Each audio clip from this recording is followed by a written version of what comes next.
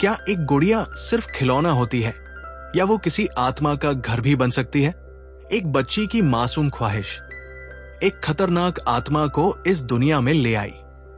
कहानी शुरू होती है एक मासूम सी डॉल से और खत्म होती है एक डरावनी हकीकत पर। फिल्म का नाम सरबीना।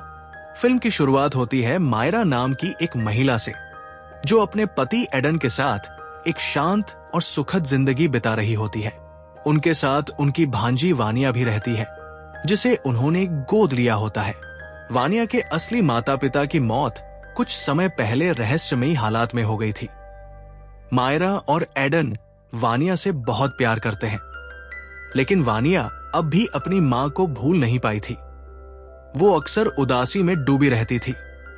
एडन की एक खिलौनों की फैक्ट्री होती है, खासकर डॉल्स बनाने का। हाल ही में उसने एक नई डॉल बनाई थी, सरबीना। ये डॉल बाजार में बच्चों में बेहद पॉपुलर हो चुकी थी, लेकिन इस बार एडन ने एक स्पेशल सेकंड एडिशन डॉल बनाई थी जो और भी बड़ी और खूबसूरत थी। ये गिफ्ट उसने मायरा को दिया था। सीन चेंज होता है। वानिया अब स्कूल में होती है जहां उसका दोस्त डिट्टो एक खतरनाक खेल खेल रहा होता है, चार्ली चार्ली गेम। वो अपनी मृत दादी की आत्मा को इस खेल के जरिए बुलाने की कोशिश करता है। वानिया ये सब देखकर हैरान और उत्साहित हो जाती है।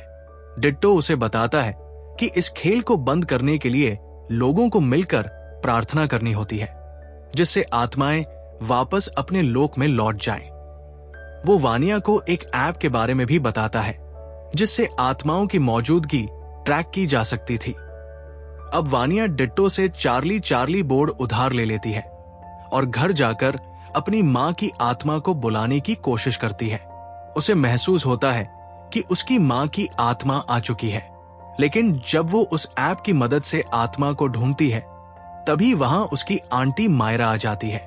मायरा वानिया को प्यार से सुला देती है और उसे सरबीना डॉल भी देती है। लेकिन रात में कुछ अजीब होता है।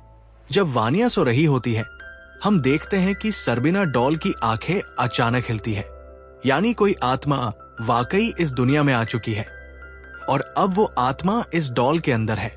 अगले दिन सरबीना डॉल खुद ब खुद घर के अलग अलग कोनों में दिखाई देने लगती है। ये देखकर मायरा डर के मारे सहम जाती है। रात को जब वानिया फिर से उस ऐप का इस्तेमाल करती है तो उसे एक आत्मा दिखाई देती है, लेकिन असल में वो एक डमी होती है। तभी अचानक एक रहस्यमयी आत्मा वानिया को अलमारी के अंदर खींच लेती है। डरी हुई वानिया ये बात सुबह अपनी आंटी मायरा को बताती है। मायरा उसे समझाती है कि उसकी मां अब इस दुनिया में नहीं है, लेकिन हैरानी की बात यह है कि एंथनी की आत्मा वही कहीं आसपास मौजूद होती है। अगली रात मायरा को एंथनी की आत्मा अपने ही घर में दिखाई देती है और देखते ही देखते वो एक भयानक डेमन में बदल जाती है। वो मायरा पर हमला करने की कोशिश करती है। मायरा चीखते हुए भागती है और शोर सुनकर एजेंट भी वहां पहुंच जाता है। अब ये डेमन दोनों पर अटैक करता है और किसी भी हालत में उन्हें जाने नहीं देता, लेकिन किसी तरह जान बचाकर वो दोनों वहां से भागने में कामयाब हो जाते हैं। अब उन्हें यकीन हो चुका था कि उनके घर में कोई अलौकिक ताकत है, इसलिए वो मिस लारस और उनके पति मिस्टर रेनाल्ड से मिलने जाते हैं, जो प्रोफेशनल पैरानॉर्मल एक्सपर्ट होते हैं। लारस फौरन उनके घर जाती है और चार्ली चार्ली गेम की मदद से एंथनी की आत्मा को वापस उसकी दुनिया में भेजने की कोशिश करती है, लेकिन तभी बोर्ड अपने आप आग पकड़ लेता है और पूरा घर अंधेरे में डूब जाता है। उसी अंधेरे में डेमन वानिया को अपने काबू में ले लेता है और वानिया मिस लारस पर हमला कर देती है ताकि वो रुक जाए। लेकिन लारस किसी तरह खुद को बचाते हुए डेमन को वानिया की बॉडी से बाहर निकाल देती है, पर डेमन अब और ज्यादा खतरनाक हो जाता है और सभी पर हमला करता है। एक जबरदस्त लड़ाई होती है और अंत में मिस लारस डेमन को उसी घर के अंदर बंद कर देती है। लेकिन गलती यह होती है कि लारस सबरीना डॉल को साथ बाहर ले आती है और वही डेमन अब उस डॉल में समा जाता है और एक बार फिर उनकी दुनिया में लौट आता है। लारस अब उस डेमन को पहचान जाती है। उसका नाम होता है बाघ्या। ये कोई आम आत्मा नहीं, बल्कि एक डेमन का बच्चा है, बेहद ताकतवर और खतरनाक। यहां कहानी का सबसे गहरा राज सामने आता है, वानिया के माता पिता की मौत का। लारस बताती है कि बाघिया ने ही वानिया की मां एंथनी को अपने काबू में किया था और फिर वानिया के पापा की भी हत्या की थी।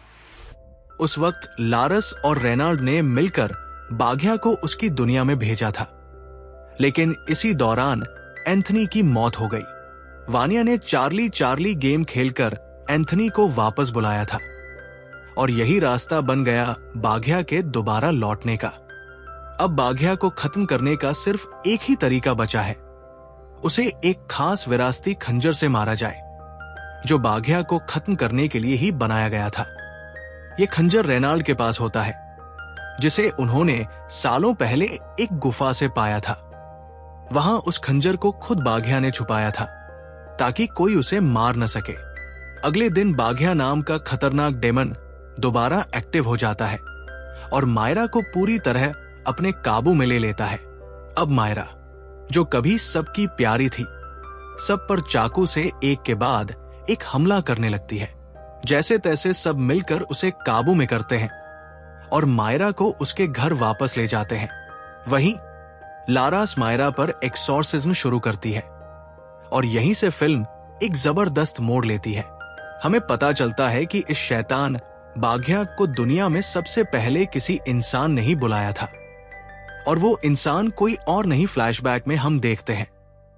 सालों पहले एडन का एक भाई था, अर्का।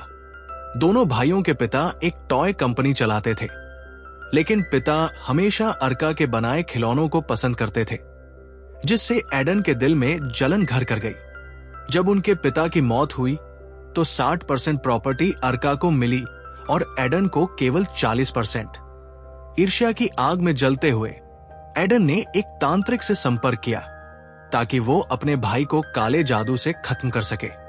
यहीं से बाघिया नाम का डेमन हमारी दुनिया में आया, जिसे एक मानव शरीर की जरूरत थी। पहले उसने अर्का को कंट्रोल करने की कोशिश की, लेकिन अर्का उसकी पकड़ से बाहर रहा। इसके बाद डेमन ने अर्का के छोटे बेटे एंटनी को अपने वश में कर लिया।